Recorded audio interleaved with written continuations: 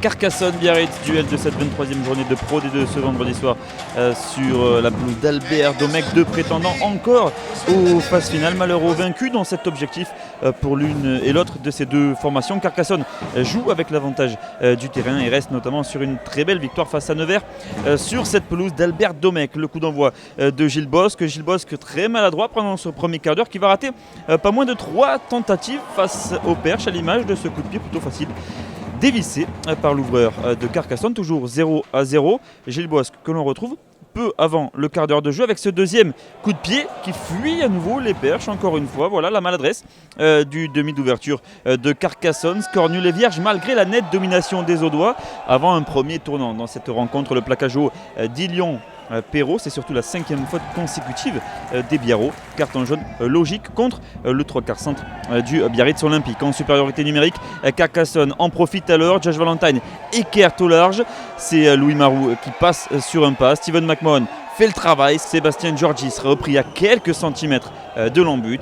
Derrière, Josh Valentine renverse et tout en puissance. C'est le 3e ligne, Joël Kofi, qui trouve la faille pour la première fois de ce match. Et c'est que ne va pas transformer Gilles Bosque, pourtant en relative bonne position. 5-0 en revanche pour Carcassonne qui fait la course en tête dans cette première période. Le réalisme biarro débute alors avec cette pénalité sur le premier temps fort des Basques, transformé, converti par Maxime Lecu. Réponse quasi immédiate toutefois peu avant la demi-heure de jeu de Gilles Bosque, 8-3 en faveur de l'USC. Puis dans ces 10 dernières minutes, les Carcassonnais vont passer la seconde à l'image de cette avancée de Joël Kofi, bien épaulé par Bakary Meïté dans les 22 mètres basques. Encore une fois, les libérations sont rapides.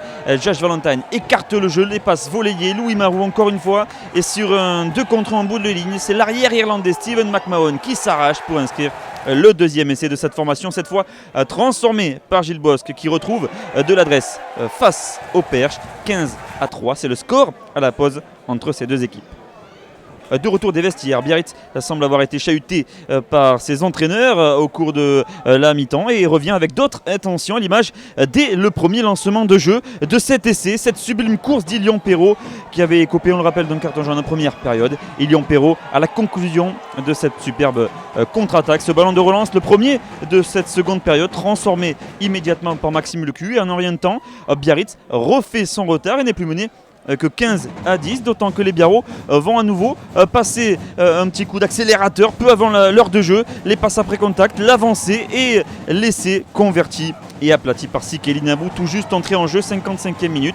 Biarritz, pour la première fois du match et grâce à la transformation de Maxime Lecu, prend les rênes de cette partie. 17-15 pour les Basques. Le chassé-croisé continue entre les deux formations. Gilles Bosque passe cette pénalité, 18-17.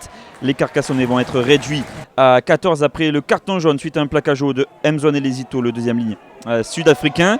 Biarritz en profite alors grâce à son artilleur Maxime Lecu, positionné en poste de numéro 10 ce soir exceptionnellement. 3 nouveaux points inscrits par Maxime Lecu, auteur d'un sans faute, 20-18. Et puis le dernier tournant de cette rencontre, le MOL, le groupe pénétrant des Carcassonnais qui avance. Vous voyez le bras tendu de monsieur Ludovic Carillo.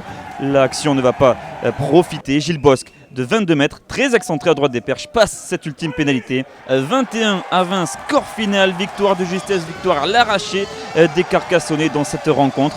Biarritz semble faire définitivement une croix sur les phases finales. Pour Carcassonne, en revanche, tout est encore possible.